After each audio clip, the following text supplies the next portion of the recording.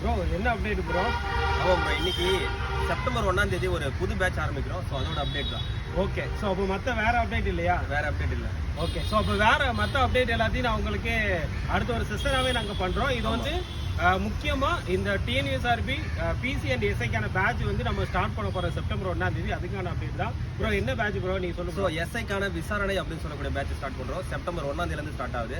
அதே மாதிரி பிசிக்கு ப்ரோ நீ சொல்லு ப்ரோ. ஸோ பிசிக்கு வந்து பார்த்தீங்கன்னா பிசிக்கும் மாவீரன் அப்படிங்கிற அதுக்கு ஒரு நோட்டிஃபிகேஷன் இப்போ தான் 10 days பிஃபோர் வந்து வந்திருக்கு.